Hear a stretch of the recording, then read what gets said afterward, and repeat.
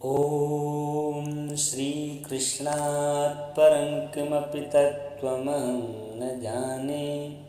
प्रिय भक्तों, आइए इंदिरा एकादशी की पावन कथा को श्रद्धा और भक्ति के साथ में श्रवण करते हैं। इंदिरा एकादशी आज शनिवार के दिन पड़ रही है। यह पितर पक्ष में पड़ने वाली पावन एकादशी मानी गई है।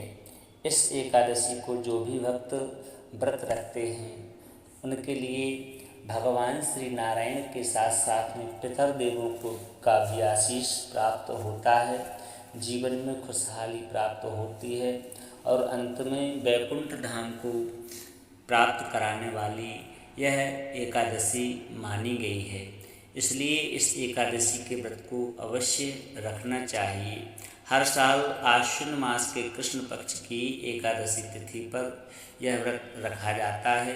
मान्यताओं के अनुसार इंदिरा एकादशी की व्रत कथा सुने बिना यह व्रत पूर्ण नहीं माना जाता। इसलिए जो भी इस व्रत को रख रहे हैं उनके लिए इस पावन कथा को अवश्य सुनना चाहिए। और जिन्होंने व्रत नहीं भी किया है और इस पावन कथा को यदि श्रवण कर लेता है तो उसे भी अत्यधिक लाभ की प्राप्ति होती है। इसलिए इस पावन कथा के लिए आप सभी भक्त अवश्य ही श्रवण करें। पौराणिक कथाओं के अनुसार सतयुग में महिष्मती नाम की एक नगरी थी जिसके राजा इंद्रसेन थे।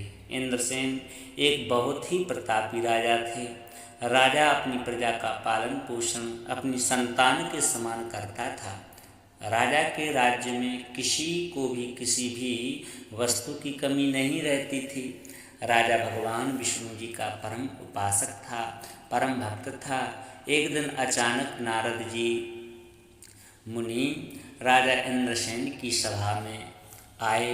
उनका आगमन जब हुआ, नारद मुनि राजा के पिता का संदेश लेकर के आए थे।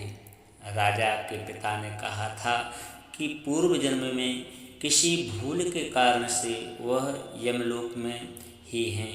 यमलोक से मुक्ति के लिए उनके पुत्र को इंदिरा एकादशी का व्रत करना होगा ताकि उन्हें मोक्ष की प्राप्ति हो सके। यह पावन संदेश नारद जी ने राजा को श्रवण कराया।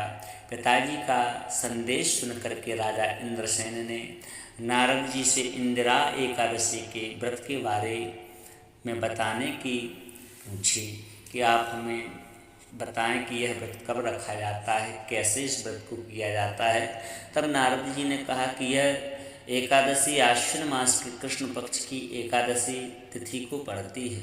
राजन, एकादशी तिथि से पूर्व दशमी को विधि विधान से पितरों का श्राद्ध करने के बाद एकादशी को व्रत का करने का संकल्प मन में करें।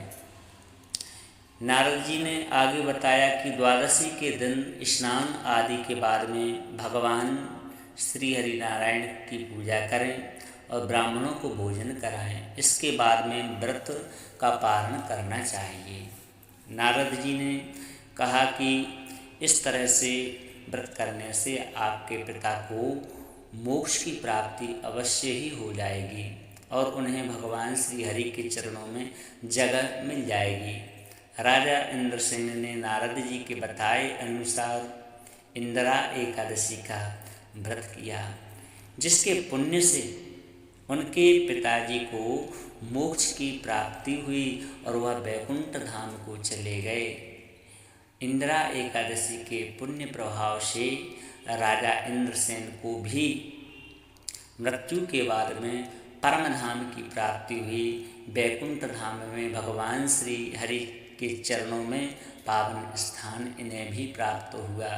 इंद्रसेन महाराज ने इस पावन व्रत को किया, जिसके कारण से इस व्रत का नाम इंदिरा एकादशी पड़ गया।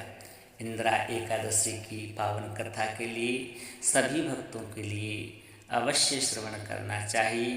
वीडियो यदि अच्छा लगा हो तो दिल से लाइक करें, चैनल को सब्सक्राइब करें और कमेंट में जय श्री राधे, जय श्री कृष्ण अवश्य लिखें।